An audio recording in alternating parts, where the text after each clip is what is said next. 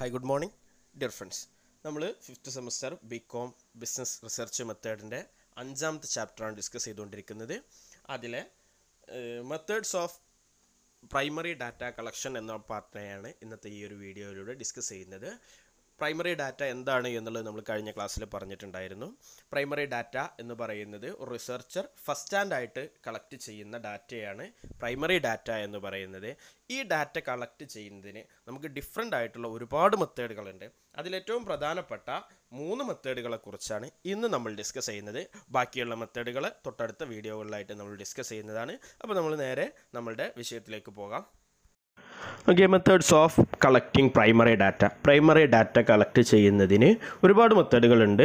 അതിലേറ്റവും പ്രധാനപ്പെട്ടതാണ് observation, experimentation, simulation, interview, use of telephones, അതുപോലെ തന്നെ panel method, mail survey, projective technique, sociometry, focus group discussion, content analysis തുടങ്ങിയിട്ടുള്ള ഒരുപാട് മെത്തേഡുകളുണ്ട്. നമ്മൾ ഈ വീഡിയോയിലൂടെ ഡിസ്കസ് ചെയ്യുന്നത് പ്രധാനപ്പെട്ട 3 മെത്തേഡുകളായിട്ടുള്ള ഒബ്സർവേഷൻ, അതുപോലെ തന്നെ എക്സ്പെരിമെൻറ്റേഷൻ, സർവേ, ഈ 3 മെത്തേഡുകളെ കുറിച്ചാണ്. അപ്പോൾ ആദ്യമായിട്ട് ഒബ്സർവേഷൻ എന്താണെന്ന് നോക്കാം നമുക്ക്.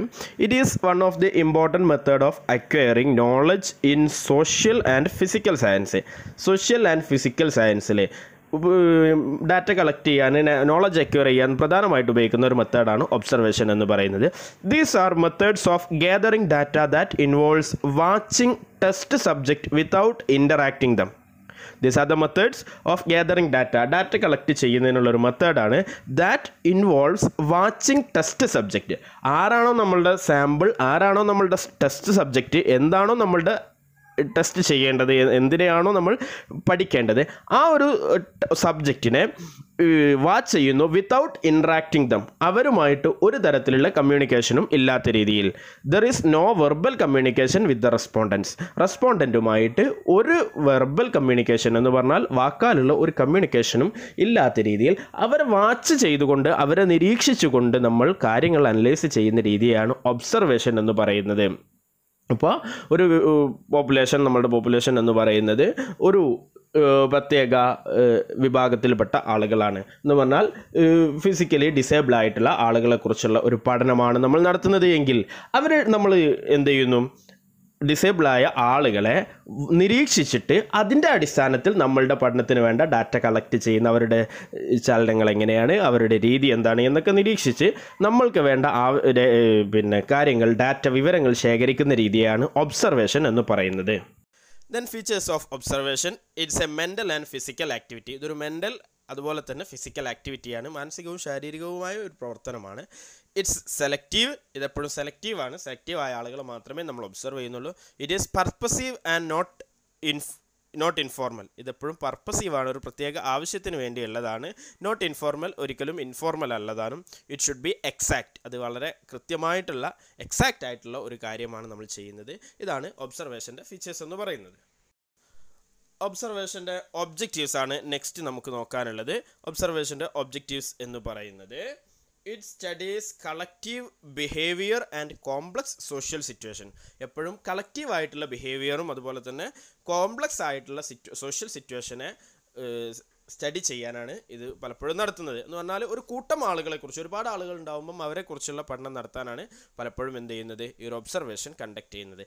Following up individual units composing the situation. ഓരോ ഇൻഡിവിജ്വൽ യൂണിറ്റിനെയും ഒരുമിച്ച് കൂട്ടിയിട്ടാണ് എന്ത് ചെയ്യുന്നത്, ഒരു ഒബ്സർവേഷൻ എപ്പോഴും നടത്തുന്നത്. Understanding the whole and parts in their interrelation. എപ്പോഴും ഒരു ഗ്രൂപ്പിൻ്റെ ഇൻ്റർ റിലേഷനും അതുപോലെ തന്നെ ഭാഗികമായിട്ടും മുഴുവനായിട്ടും ഇതെന്ത് ചെയ്യുന്നുണ്ട്, ഒബ്സർവ് ചെയ്യുന്നുണ്ട്. Getting the out of way details of the situation. Out of way ഡീറ്റെയിൽസിനെയും എന്ത് ചെയ്യുന്നുണ്ട്, എപ്പോഴും ഇതിനെ ഒബ്സർവ് ചെയ്യുന്നുണ്ട്. ദെൻ അതിൻ്റെ കോമ്പണൻസ് എന്ന് പറയുന്നത് 3 കോമ്പണൻസ് ആണ്, അല്ലെങ്കിൽ പ്രോസസ്സ് എന്ന് പറയുന്നത്. ഒന്ന് സെൻസേഷനാണ്, രണ്ടാമത്തത് അറ്റൻഷനാണ്, മൂന്നാമത്തത് പെർസെപ്ഷനാണ്. ഇനി വിവിധ തരത്തിലുള്ള ഒബ്സർവേഷനുകൾ ഏതെല്ലാം എന്ന് നോക്കാം നമുക്ക്. ടൈപ്സ് ഓഫ് ഒബ്സർവേഷനാണ് നമ്മൾ പറയുന്നത്. ഒന്നാമത്തത് സിമ്പിൾ ആൻഡ് സിസ്റ്റമാറ്റിക് ഒബ്സർവേഷൻ ആണ്. Observation is done to collect data at exploratory stage of research is termed as simple observation. ഒരു എക്സ്പ്ലോറേറ്ററി സ്റ്റേജിലാണ് അല്ലെങ്കിൽ എക്സ്പ്ലോറേറ്ററി റിസർച്ചിലാണ് നമുക്ക് ഒബ്സർവേഷൻ ആവശ്യമുള്ളത് എങ്കിൽ അതിനുവേണ്ടി നമ്മൾ നടത്തുന്ന ഒബ്സർവേഷന് പറയുന്ന പേരെന്ന് പറയുന്നത് സിമ്പിൾ ഒബ്സർവേഷൻ എന്നുള്ളതാണ്. ഇനി സിസ്റ്റമാറ്റിക് ആണ് എങ്കിൽ in systematic observation standard procedure training to observers schedule for recording and other device to control observers are employed. വളരെ സ്റ്റാൻഡേർഡായിട്ട് സിസ്റ്റമാറ്റിക്കലായിട്ടുള്ള രീതിയിലാണ് ഒബ്സർവേഷൻ നടക്കുന്നത് എങ്കിൽ അതിനെ നമ്മൾ പറയുന്ന പേരാണ് സിസ്റ്റമാറ്റിക് ഒബ്സർവേഷൻ എന്ന് പറയുന്നത്. ഇവിടെ ഒബ്സർവേഴ്സിന് ട്രെയിനിങ് കൊടുത്തിട്ടുണ്ടാവും, അവർക്ക് കൃത്യമായ ഷെഡ്യൂൾ റെക്കോർഡ് ചെയ്യുന്നതിന്, അവരുടെ ഒബ്സർവേഷനുള്ള കാര്യങ്ങൾ റെക്കോർഡ് ചെയ്യുന്നതിന് അതിനുള്ള കൃത്യമായ ടൂളുകൾ കൊടുത്തിട്ടുണ്ടാവും, അതിനുള്ള ഷെഡ്യൂളുകൾ ഉണ്ടാവും. അതുപോലെ തന്നെ മറ്റെല്ലാ കാര്യങ്ങളും വളരെ സിസ്റ്റമാറ്റിക് ആൻഡ് സയൻറ്റിഫിക് ആയിട്ടുള്ള സ്റ്റാൻഡേർഡ് പ്രൊസീജിയർ ആയിട്ട് ചെയ്യുമ്പോൾ അത്തരത്തിലുള്ള ഒബ്സർവേഷനെയാണ് നമ്മൾ സിസ്റ്റമാറ്റിക് ഒബ്സർവേഷൻ എന്ന് പറയുന്നത്. ഇനി സെക്കൻഡ് പോയിന്റ് എന്ന് പറയുന്നത് സബ്ജക്റ്റീവ് ആൻഡ് ഒബ്ജക്റ്റീവ് ഓറിയൻറ്റേഷൻ ആണ്. രണ്ടാമത്തെ ഒരു രീതി എന്ന് പറയുന്നത് സബ്ജക്റ്റീവ് ആൻഡ് ഒബ്ജക്റ്റീവ് ഓറിയൻറ്റേഷൻ ആണ്. എന്താണെന്ന് നോക്കാം നമുക്ക്. If one observes one's own immediate experience is termed as subjective observation. ഒരാൾ ഒബ്സർവ് ചെയ്യുന്നത് അയാളുടെ തന്നെ ഇമ്മീഡിയറ്റ് എക്സ്പീരിയൻസ്, തൊട്ട് മുന്നേ ഉണ്ടായിട്ടുള്ള അയാളുടെ എക്സ്പീരിയൻസ് അല്ലെങ്കിൽ അടുത്ത ഈ റിസർച്ചുമായിട്ട് ബന്ധപ്പെട്ട അടുത്ത എക്സ്പീരിയൻസ്, ഇമ്മീഡിയറ്റ് ആയിട്ടുള്ള പെട്ടെന്നുള്ള എക്സ്പീരിയൻസിനെ ഒബ്സർവ് ചെയ്യുകയാണെന്നുണ്ടെങ്കിൽ അതിനെയാണ് സബ്ജക്റ്റീവ് ഒബ്സർവേഷൻ എന്ന് പറയുന്നത്. ദെൻ രണ്ടാമത്തത് when a person observes things in investigation which are not related with him is called objective observation. ഒരാൾ ഒബ്സർവ് ചെയ്യുന്നത് ഇൻവെസ്റ്റിഗേഷൻ നടത്തുന്നത് which are not related with him, അയാളുമായിട്ടൊരു ബന്ധമില്ലാത്ത കാര്യത്തെയാണ് എങ്കിൽ, അതിനെ ഒരു ബന്ധവുമില്ല എങ്കിൽ അത്തരത്തിലുള്ള ഒബ്സർവേഷനെ പറയുന്ന പേരാണ് ഒബ്ജക്റ്റീവ് ഒബ്സർവേഷൻ എന്നുള്ളത്. ദെൻ മൂന്നാമത്തെ ഒരു പോയിന്റ് എന്ന് പറയുന്നത് കാഷ്വൽ ആൻഡ് സയൻറ്റിഫിക് ഒബ്സർവേഷൻ ആണ്. In casual observation there is no previous preparation. Casual observation എന്ന് പറയുന്നത് ഒരു പ്രീവിയസ് പ്രിപ്പറേഷനും ഇല്ലാതെ, മുൻകൂട്ടി ഒരു തയ്യാറെടുപ്പുകളും ഇല്ലാതെ നടത്തുന്ന ഒബ്സർവേഷനെയാണ് കാഷ്വൽ ഒബ്സർവേഷൻ എന്ന് പറയുന്നത്. Then if observations R carried out on the base of certain measurement tools it is called scientific observation. ഇനി ചില മെഷർമെൻറ്റ് ടൂളുകൾ ഉപയോഗിച്ചിട്ട്, കൃത്യമായ ടൂൾസ് ഉപയോഗിച്ചിട്ട് പിന്നെ ഒബ്സർവേഷൻ നടത്തുകയാണ് എങ്കിൽ അതിനടിസ്ഥാനമാക്കി കൃത്യമായ മാനദണ്ഡങ്ങളുടെ അടിസ്ഥാനത്തിൽ മാത്രം നടത്തുന്ന ഒബ്സർവേഷനെയാണ് സയൻറ്റിഫിക് ഒബ്സർവേഷൻ എന്ന് പറയുന്നത്. ദെൻ നാലാമത്തത് intra subjective and inter subjective observation. If repeated observation of A constant phenomenon is done by same investigator which yield constant result, it is known as intrasubjective observation. ഒരേ കാര്യത്തെ തന്നെ, ഒരേ പ്രതിഭാസത്തെ അല്ലെങ്കിൽ ഒരേ വിഷയത്തിനെ റിപ്പീറ്റ് ആയിട്ട് സെയിം ഇൻവെസ്റ്റിഗേറ്റർ ഒബ്സർവേഷൻ നടത്തുകയും അതിൽ നിന്ന് അതേ ഉത്തരങ്ങൾ സെയിം ആയിട്ടുള്ള പിന്നെ റിസൾട്ടും കിട്ടുകയാണെന്നുണ്ടെങ്കിൽ അത്തരം ഒബ്സർവേഷനെയാണ് ഇൻട്രാ സബ്ജക്റ്റീവ് ഒബ്സർവേഷൻ എന്ന് പറയുന്നത്. ദെൻ ഇൻ്റർ സബ്ജക്റ്റീവ് ഒബ്സർവേഷൻ ആണ്. If repeated observation of a constant phenomenon by different observers yield constant data, such observation is known as intersubjective observation. Observation നടത്തുന്നത് കോൺസ്റ്റന്റ് ഫിനോമിനൻ അല്ലെങ്കിൽ same സബ്ജക്റ്റിനെയാണ്, പക്ഷേ observe ചെയ്യുന്നത് വ്യത്യസ്തരായ ഒബ്സർവേഴ്സാണ്, വ്യത്യസ്തരായ നിരീക്ഷകരാണ് observe ചെയ്യുന്നത്. എന്നിട്ട് result same ആണ് എങ്കിൽ അതിനെയാണ് പറയുന്നത് ഇൻ്റർ സബ്ജക്റ്റീവ് ഒബ്സർവേഷൻ എന്നുള്ളത്. ഇൻട്രാ സബ്ജക്റ്റീവ് എന്ന് പറയുമ്പോൾ അവിടെ ഒബ്സർവേഴ്സും ടോപ്പിക്കും അതുപോലെ തന്നെ റിസൾട്ടും സെയിം ആണ്. എന്നാൽ ഇൻട്രാ സബ്ജക്റ്റീവിലേക്ക് വരുമ്പോൾ അവിടെ ടോപ്പിക് സെയിം ആണ്, പക്ഷേ റിസർച്ചേഴ്സ് ഡിഫറെൻ്റ് ആണ് എങ്കിൽ അത്തരം ഒബ്സർവേഷനെ പറയുന്ന പേരാണ് ഇൻ്റർ സബ്ജക്റ്റീവ് ഒബ്സർവേഷൻ എന്നുള്ളത്. ദെൻ അഞ്ചാമത്തെ ഒരു പോയിന്റ് പറയുന്നത് ഫാക്ച്വൽ ആൻഡ് ഇൻഫറൻഷ്യൽ ഒബ്സർവേഷൻ എന്നുള്ളതാണ്. If factual information is collected through observation, factual informations ആണ് ഒബ്സർവേഷനിലൂടെ കളക്ട് ചെയ്യുന്നത് എങ്കിൽ അതിനെ പറയുന്ന പേരാണ് ഫാക്ച്വൽ ഒബ്സർവേഷൻ എന്നുള്ളത്. Inferential observation is the observation which done to draw inferences. എപ്പോഴും ഇൻഫറൻഷ്യൽ ഒബ്സർവേഷൻ ആണ് എങ്കിൽ അതിൻ്റെ പ്രധാനപ്പെട്ട ഉദ്ദേശം എന്ന് പറയുന്നത് ഇൻഫറൻസ് എത്തിച്ചേരുക എന്നുള്ളത്. എന്ന് പറഞ്ഞാൽ വ്യാഖ്യാനത്തിൽ ഏതെങ്കിലും ഒരു ഒബ്സർവേഷനിലൂടെ സ്പെസിഫിക് ആയ അതിൻ്റെ ഇൻ്റർപ്രിട്ടേഷനിൽ അല്ലെങ്കിൽ ഇൻഫറൻസസിൽ എത്തിച്ചേരുക എന്നുള്ള, വ്യാഖ്യാനത്തിൽ എത്തിച്ചേരുക എന്നുള്ള ഉദ്ദേശമാണ് എങ്കിൽ അത്തരം ഒബ്സർവേഷനെയാണ് നമ്മൾ ഇൻഫറൻഷ്യൽ ഒബ്സർവേഷൻ എന്ന് പറയുന്നത്. ഇതാണ് പ്രധാനമായിട്ടും നമുക്ക് പറയുന്നത്. ഇനി വേറെയും കുറച്ച് കാര്യങ്ങൾ പറയുന്നുണ്ട്, താഴെ കാണുന്നുണ്ടാവും നിങ്ങൾ. ഡയറക്റ്റ് ആൻഡ് ഇൻഡയറക്റ്റ് ഒബ്സർവേഷൻ, അതുപോലെ തന്നെ participant and non participant observation, structured and unstructured observation, controlled and non controlled observation എന്നുള്ള കാര്യങ്ങൾ പറയുന്നുണ്ട്. നമ്മൾ എക്സ്പ്ലെയിൻ ചെയ്യുന്ന കാര്യങ്ങൾ നേരത്തെ മുകളിൽ പറഞ്ഞ കാര്യങ്ങൾ മാത്രമാണ്. ഓക്കെ, നെക്സ്റ്റ് പറയുന്ന ഒരു പ്രൈമറി ഡാറ്റ കളക്ടിങ് മെത്തേഡ് എന്ന് പറയുന്നത് എക്സ്പെരിമെൻ്റൽ മെത്തേഡാണ്. It may be that the only way they can gather data will be to carry out some experiments using the new firefighting equipments. ചില എക്സ്പെരിമെൻറ്റുകൾ നടത്തിയിട്ട്, ചില പരീക്ഷണങ്ങൾ നടത്തിയിട്ട് നമുക്ക് എന്ത് ചെയ്യാം, പുതിയ ഡാറ്റകളെ കണ്ടെത്താം, പുതിയ നമുക്ക് പ്രൈമറി ഡാറ്റ കളക്ട് ചെയ്യാം. ഈ ഒരു രീതിയെയാണ് എക്സ്പെരിമെൻ്റൽ മെത്തേഡ് എന്ന് പറയുന്നത്. First of all, the researcher wants to determine the hypothesis to be tested. ഇവിടെ എക്സ്പെരിമെൻ്റൽ മെത്തേഡാണ് യൂസ് ചെയ്യുന്നത് എങ്കിൽ റിസർച്ചർ നിർബന്ധമായിട്ടും ഹൈപ്പോത്തസിസിനെ ഡിറ്റർമൈൻ ചെയ്തിരിക്കണം. ഏതൊരു ഹൈപ്പോത്തസിസ് ആണ് അയാൾക്ക് ടെസ്റ്റ് ചെയ്യേണ്ടത് എന്ന് പറഞ്ഞാൽ, നേരത്തെ നമ്മൾ പറഞ്ഞിട്ടുണ്ടായിരുന്നു എന്താണ് ഹൈപ്പോത്തസിസ് എന്നുള്ളത്. ഒരു ടെൻഡേറ്റീവ് ആയിട്ടുള്ള അനുമാനത്തിനെയാണ്, നിഗമനത്തിനെയാണ് നമ്മൾ ഹൈപ്പോത്തസിസ് എന്ന് പറയുന്നത്. അത് ടെസ്റ്റ് ചെയ്ത് അത് ശരിയാണോ അല്ലേ എന്ന് ടെസ്റ്റ് ചെയ്യുന്നതിന് വേണ്ടി ചില പരീക്ഷണങ്ങൾ നടത്തിയിട്ട് നമുക്ക് എന്ത് ചെയ്യാം, ഡാറ്റ കളക്ട് ചെയ്യാം. Then determines the dependent and independent variable involved in it. അതുപോലെ തന്നെ ഇതിൽ ഇൻവോൾവ് ചെയ്യുന്ന ഡിപ്പെൻഡൻറ്റ് വേരിയബിൾ ഏത്, ഇൻഡിപെൻഡൻറ്റ് വേരിയബിൾ ഏത് എന്നൊക്കെ റിസർച്ചർ മുൻകൂട്ടി തീരുമാനിക്കേണ്ടതുണ്ട്. ഈ തരത്തിൽ പരീക്ഷണങ്ങൾ നടത്തിയിട്ടാണ് ചെയ്യുന്നത് എങ്കിൽ അതിനെ പറയുന്ന പേരാണ് എക്സ്പെരിമെൻ്റൽ മെത്തേഡ് എന്നുള്ളത്. ഇതിൻ്റെ അഡ്വാൻറ്റേജസ് എന്ന് പറയുന്നത്, the power to determine casual relationship between variable is more compared with other method. മറ്റു മെത്തേഡുകളുമായിട്ട് കമ്പയർ ചെയ്യുമ്പോൾ റിലേഷൻഷിപ്പിനെ ഫൈൻഡ് ഔട്ട് ചെയ്യാൻ ഇത് എളുപ്പമാണ്. എന്തുകൊണ്ട് ഈ ഒരു കാര്യം എങ്ങനെയായി എന്നുള്ള കോസ് ആൻഡ് ഇഫക്റ്റ് റിലേഷൻഷിപ്പിനെ നമുക്ക് എന്ത് ചെയ്യാൻ പറ്റും, ഫൈൻഡ് ഔട്ട് ചെയ്യാൻ പറ്റും. രണ്ടാമത്തൊന്ന് പറയുന്നത്, human errors can be reduced to the minimum എററുകൾ ഇതിൽ സംഭവിക്കാൻ സാധ്യതയുള്ളൂ, കാരണം കൃത്യമായ പരീക്ഷണങ്ങളിലൂടെയാണ് നമ്മൾ ചെയ്യുന്നത്. It helps to produce exact measurement.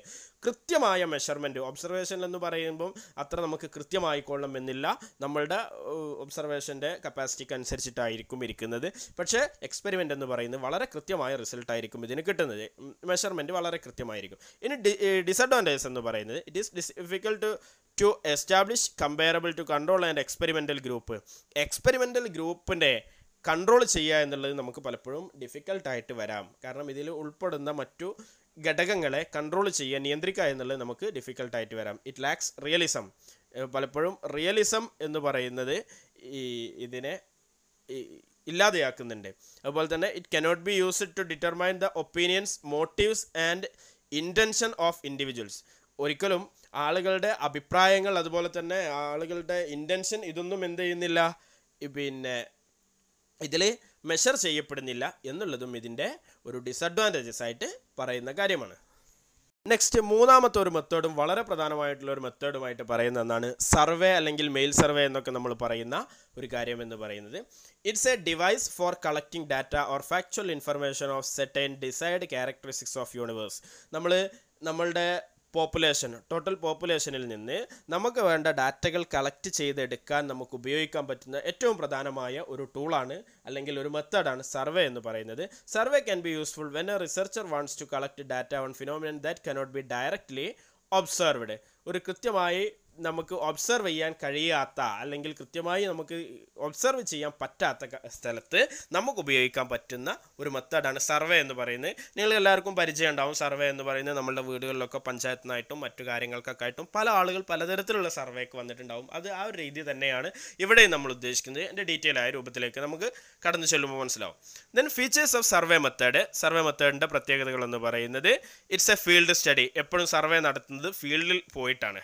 It seeks responses directly from the respondent.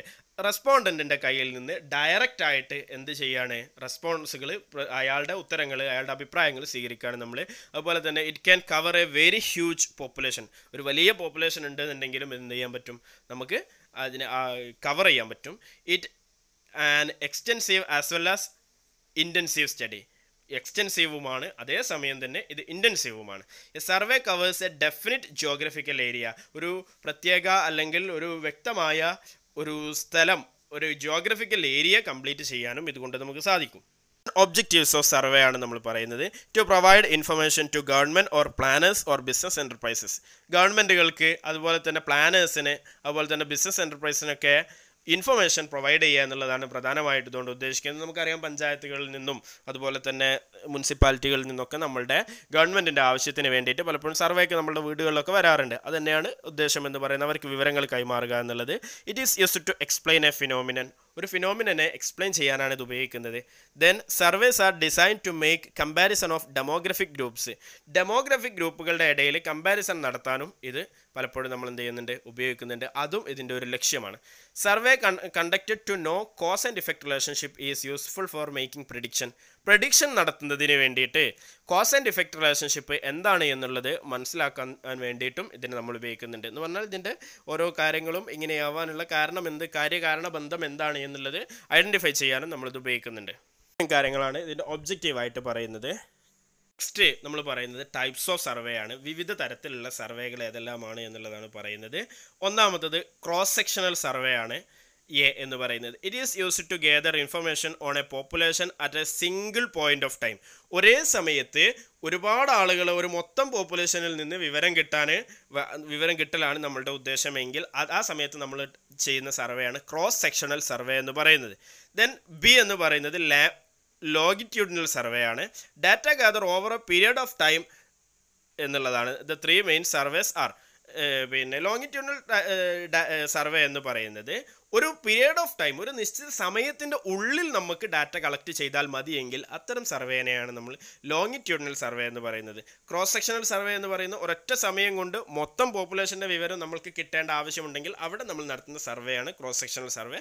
ഒരു പീരിയഡ് ഓഫ് ടൈമിൻ്റെ ഉള്ളിൽ ഡാറ്റ കളക്ട് ചെയ്താൽ മതി എന്നുണ്ടെങ്കിൽ നമ്മൾ ചെയ്യുന്ന സർവേയാണ് ലോങ്ങിറ്റ്യൂഡിനൽ സർവേ എന്ന് പറയുന്നത്. Three main surveys are. പ്രധാനമായിട്ട് നമ്മൾ ചെയ്യുന്ന സർവേകൾ എന്ന് പറയുന്നത്, ഒന്ന് ട്രെൻഡ് സ്റ്റഡീസ്.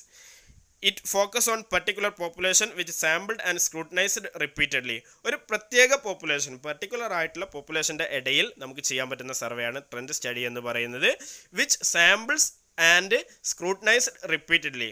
കൃത്യമായിട്ട് വീണ്ടും റിപ്പീറ്റഡ് നാച്ചുറായിട്ട് ആവർത്തിച്ച് നമ്മൾ എന്ത് ചെയ്യും, അതിനെ സ്ക്രൂട്ടനൈസ് ചെയ്യും, സൂക്ഷ്മ പരിശോധന നടത്തി ആ തരത്തിൽ നടത്തുന്ന സ്റ്റഡിയാണ് ട്രെൻഡ് സ്റ്റഡി എന്ന് പറയുന്നത്. രണ്ടാമത്തത് കൊഹേർട്ട് സ്റ്റഡിയാണ്. It also focuses on a particular population sampled and studied more than once. ഇവിടെയും ഒരു പ്രത്യേക പോപ്പുലേഷനെ ഫോക്കസ് ചെയ്തുകൊണ്ടാണ് നടത്തുന്നത്. Sampled and studied more than once. ഒന്നിലധികം തവണ എന്ത് ചെയ്യും, നമ്മളിവിടെ പഠനങ്ങൾ നടത്തും. നേരത്തെ പറഞ്ഞ ട്രെൻഡ് സ്റ്റഡീസിൽ ഒരുപാട് തവണ റിപ്പീറ്റ് ചെയ്തുകൊണ്ട് ഒരേ പിന്നെ സാമ്പിളിന് തന്നെ വെച്ചിട്ട് നമ്മൾ സ്റ്റഡി നടത്തും. ഇവിടെ കൊഹേർട്ട് സ്റ്റഡീസിൽ ഒന്നിലധികം തവണ നടത്തും എന്നുള്ളതാണ് പറയുന്നത്. Then panel studies. The researcher tries to find out why changes in the population are occurring by using the same sample of population every time. ഇവിടെ പാനൽ സ്റ്റഡീസിൽ പറയുന്നത് tries to find out why changes in the population. എന്തുകൊണ്ട് ഈ പോപ്പുലേഷനിൽ മാറ്റം സംഭവിച്ചു എന്നുള്ളത് repeating നാച്ചുറായിട്ട് ഓരോ സമയത്തും എന്തുകൊണ്ട് പിന്നെ നമ്മളുടെ ഈ പോപ്പുലേഷനിൽ ഇവരുടെ പിന്നെ ബിഹേവിയറിൽ അല്ലെങ്കിൽ ഇവരുടെ എന്താണ് നമ്മൾ പഠിക്കുന്നത് ആ ഒരു കാര്യത്തിൽ മാറ്റം സംഭവിച്ചു എന്നുള്ളത് കൃത്യമായിട്ട് പറയുന്നതിന് വേണ്ടി ഐഡൻറ്റിഫൈ ചെയ്യുന്നതിനായിട്ട് ഒരു ഫിക്സഡ് ആയിട്ടുള്ള ഇൻ്റർവെല്ലിൻ്റെ ഇടയിൽ ഓരോ സമയത്തും പഠനങ്ങൾ നടത്തുന്ന രീതിയാണ് പാനൽ സ്റ്റഡീസ് എന്ന് പറയുന്നത്. ഇതാണ് മൂന്ന് മെയിൻ ലോങ്ങിറ്റ്യൂഡിനൽ സർവേസ് എന്ന് പറയുന്നത്. നമുക്ക് പറയാനുള്ളത് മെത്തേഡ്സ് ഓഫ് സർവേ ആണ്. അതിൽ രണ്ട് മെത്തേഡാണ്, സെൻസസ് മെത്തേഡും അതുപോലെ തന്നെ സാമ്പിൾ മെത്തേഡും. സെൻസസ് മെത്തേഡ് എന്ന് പറയുന്നത് the census method involves A complete enumeration of all unit of the population or universe. നമ്മളുടെ പോപ്പുലേഷൻ്റെ അല്ലെങ്കിൽ യൂണിവേഴ്സിൻ്റെ മുഴുവൻ കാര്യങ്ങളും എല്ലാ ഇൻഡിവിജ്വലിനെയും പഠിക്കുന്നതിനെയാണ് സെൻസസ് മെത്തേഡ് എന്ന് പറയുന്നത്. എക്സാമ്പിൾ, നമ്മൾ ഒരു പിന്നെ ടോപ്പിക് എന്ന് പറയുന്നത് ഒരു പഞ്ചായത്തിലെ പിന്നെ കർഷകരായിട്ടുള്ള ആളുകളെക്കുറിച്ചുള്ള ഒരു പഠനമാണ് എന്ന് കരുതുക. നമ്മളുടെ ഒരു പഞ്ചായത്തിലെ കർഷകരായിട്ടുള്ള ആളുകളെക്കുറിച്ചുള്ള ഒരു പഠനമാണ് നമ്മൾ നടത്തുന്നത് എങ്കിൽ ആ പഞ്ചായത്തിലെ കർഷകർ എന്ന ലേബലിൽ അറിയപ്പെടുന്ന അല്ലെങ്കിൽ കർഷകരായിട്ടുള്ള മുഴുവൻ ആളുകളെയും നമ്മൾ പിന്നെ സർവേ ചെയ്യുന്നതിനെയാണ് എന്ത് പറയുന്നത്, സെൻസസ് മെത്തേഡ് എന്ന് പറയുന്നത്. ആ പോപ്പുലേഷനിലെ മുഴുവൻ ആളുകളെയും നമ്മൾ എന്ത് ചെയ്യും, അവിടെ സർവേ ചെയ്യും. അതിനെയാണ് സെൻസസ് മെത്തേഡ് എന്ന് പറയുന്നത്. എന്നാൽ രണ്ടാമത്തെ മെത്തേഡ് പറയുന്നത് സാമ്പിൾ സർവേ ആണ്. It's A smaller representation of large unit of the value. ഒരു വലിയ നമ്പർ ഓഫ് വാല്യൂവിൻ്റെ ചെറിയ ഒരു റെപ്രസെൻറ്റേഷൻ, ചെറിയ ഒരു പിന്നെ പ്രതിനിധികളെ മാത്രം അല്ലെങ്കിൽ കുറച്ച് ആളുകൾ എടുത്തിട്ട് മാത്രം സാമ്പിൾ ആയിട്ടുള്ള കുറച്ച് ആളുകൾ എടുത്തിട്ട് മാത്രം പഠനം നടത്തുന്നതിനെയാണ് സാമ്പിൾ സർവേ എന്ന് പറയുന്നത്. Okay, sampling may be defined as the selection of the part of an aggregate or totality of on the basis of which a judgement or inferences about the aggregate or totality is made. എന്ന് പറഞ്ഞാൽ ഒരു മൊത്തം പോപ്പുലേഷൻ്റെ ഒരു sample, ഒരു നിശ്ചിത എണ്ണം, അതിൻ്റെ ഒരു പെർസെൻറ്റേജിനെ മാത്രം എടുത്ത് അനലൈസ് ചെയ്യുന്നതിനെയാണ് സാമ്പിൾ സർവേ എന്ന് പറയുന്നത്. ഉദാഹരണത്തിന് നമ്മളൊരു പഞ്ചായത്തിലെ കർഷകരെ കുറിച്ച് ഉള്ള പഠനമാണ് എന്ന് കരുതുക. നേരത്തെ നമ്മൾ പറഞ്ഞ എക്സാമ്പിൾ തന്നെ എടുക്കാം. ഒരു കർഷകരെ കുറിച്ചുള്ള പഠനമാണ് എങ്കിൽ ഒരു പഞ്ചായത്തിൽ ഒരു 5000 കർഷകരുണ്ട് എന്ന് വെക്കുക. അസ്യൂം ചെയ്യും നമ്മൾ 5000 കർഷകരുണ്ട് എങ്കിൽ അവർ 5000 ആളുകളെയും സർവേ നടത്തിയിട്ട് പിന്നെ റിസർച്ച് നടത്തുകയാണെന്നുണ്ടെങ്കിൽ അതിനെയാണ് നമ്മൾ സെൻസസ് മെത്തേഡ് എന്ന് പറയുന്നത്. എന്നാൽ സാമ്പിൾ സർവേ ആകുമ്പോൾ 5000-ൻ്റെ ഒരു തോത്, അതിൽ നിന്ന് കുറച്ച് ആളുകൾ എടുത്തിട്ട് ഒരു സാമ്പിളിന് എടുത്തിട്ട് 5000-ൽ നിന്ന് 100 പേരെ എടുത്തിട്ട് നമ്മൾ എന്ത് ചെയ്യാണ്, 100 പേരെ വെച്ചിട്ട് നമ്മൾ പഠനം നടത്തുന്നു. എന്നിട്ട് ഈ 5000 ആളുകളിലേക്ക് അതിനെ ജനറലൈസ് ചെയ്യുന്ന രീതിയാണ് സാമ്പിൾ മെത്തേഡ് അല്ലെങ്കിൽ സാമ്പിൾ സർവേ എന്ന് പറയുന്നത്. ദെൻ മൂന്നാമത്തെ മെത്തേഡ് പറയുന്നത് മെയിൽ സർവേ ആണ്. It is the other method of collecting primary data. In this method of data collection there is no field worker and no personal interface communication. That means the questionnaire is send through post to respondent. Post വഴി തപാൽ മുഖാന്തരം നമ്മൾ റെസ്പോണ്ടൻറ്റിന് questionnaire അയച്ചു കൊടുത്തിട്ട് നമ്മൾ എന്ത് ചെയ്യുന്നു, data collect ചെയ്യുന്ന രീതിയാണ് മെയിൽ സർവേ എന്ന് പറയുന്നത്. ഇത് മറ്റൊരു മെത്തേഡാണ്. ഇവിടെ പിന്നെ ഒരിക്കലും എന്ത് ചെയ്യുന്നില്ല, റെസ്പോണ്ടൻറ്റുമായിട്ട് ഡയറക്റ്റ് ആയിട്ടുള്ള കമ്മ്യൂണിക്കേഷൻ വരുന്നില്ല, പ്രൈമറി കോൺടാക്റ്റ് വരുന്നില്ല. അല്ലാതെ എന്നാൽ അവരുടെ കയ്യിൽ നിന്ന് പ്രൈമറി ഡാറ്റ കളക്ട് ചെയ്യുന്നതിനുള്ള ഒരു രീതിയാണ്. ഓക്കെ, മെയിൽ സർവേയുടെ അഡ്വാൻറ്റേജസ് എന്താണെന്നുള്ളത് പറയുന്നുണ്ട്. Wider area coverage. ഒരു ജില്ലയിൽ മൊത്തം നമുക്ക് നടത്തണമെങ്കിൽ അല്ലെങ്കിൽ ഒരു സംസ്ഥാനത്ത് മൊത്തം നടത്തണമെങ്കിലൊക്കെ നമുക്ക് ഉപയോഗിക്കാൻ പറ്റുന്ന വലിയ ഏരിയ ഉണ്ടാകുമ്പോൾ നമുക്ക് ഉപയോഗിക്കാൻ പറ്റുന്ന ഒരു മെത്തേഡാണ് മെയിൽ സർവേ എന്ന് പറയുന്നത്. ലെസ് ബയാസ്, എപ്പോഴും ബയാസ്ഡ് അല്ല എന്ന് പറഞ്ഞാൽ ആരും നമ്മൾ പേഴ്സണൽ കമ്മ്യൂണിക്കേഷൻ ഇല്ല, അതുകൊണ്ട് തന്നെ ബയാസ്ഡ് ആവാൻ സാധ്യതയില്ല. തോട്ട്ഫുൾ റീപ്ലൈ, ക്വസ്റ്റ്യനെയർ കൊടുക്കുന്നതുകൊണ്ട് തന്നെ പലപ്പോഴും ചിന്തിച്ചിട്ടുള്ള ഉത്തരങ്ങളായിട്ടും കിട്ടുന്നത്. സെൻട്രലൈസ്ഡ് ആയിട്ടുള്ള ഒരു കൺട്രോൾ നമുക്കുണ്ടാവും. സേവിങ് ഇൻ കോസ്റ്റ്, വളരെ ചിലവ് കുറവാണ്. ഇതൊക്കെയാണ് ഇതിൻ്റെ അഡ്വാൻറ്റേജ് എന്ന് പറയുന്നത്. ഡിസഡ്വാൻറ്റേജ് എന്ന് പറയുന്നത് readymade mailing is not available for conducting mail survey. പലപ്പോഴും ഒരു റെഡിമെയ്ഡ് ആയിട്ടുള്ള ഒരു മെയിലിംഗ് നമുക്ക് അവൈലബിൾ അല്ല. It is difficulty to conduct a mail survey if the questionnaire are too long. വലിയ ക്വസ്റ്റ്യനെയർ ആണെന്നുണ്ടെങ്കിൽ ആരും ഫില്ല് ചെയ്ത് തരാൻ സാധ്യതയില്ല. Several questionnaire contains unanswered question and incomplete response. പലപ്പോഴും ആളുകൾ അത് മുഴുവനായിട്ട് ഫില്ല് ചെയ്യാൻ സാധ്യതയില്ല. അതൊക്കെ ഇതിൻ്റെ ഡിസഡ്വാൻറ്റേജസ് ആണ്. ഇത്രയും കാര്യങ്ങളാണ് നമ്മൾ പ്രധാനമായിട്ടും ഈ 3 മെത്തേഡിനെ കുറിച്ചാണ് ഈ വീഡിയോയിലൂടെ നമ്മൾ ഡിസ്കസ് ചെയ്തിട്ടുള്ളത്. ഒബ്സർവേഷൻസ്, സർവേ, അതുപോലെ തന്നെ എക്സ്പെരിമെൻ്റൽ മെത്തേഡ്, അതിൽ തന്നെ പറയുന്ന മറ്റൊരു മെത്തേഡാണ് മെയിൽ സർവേ എന്നുള്ളത്. ഈ കാര്യങ്ങളെക്കുറിച്ചാണ് നമ്മൾ പറഞ്ഞിട്ടുള്ളത്. നിങ്ങൾക്ക് മനസ്സിലായിട്ടുണ്ടാവും എന്ന് വിചാരിക്കുന്നു. Okay, thank you.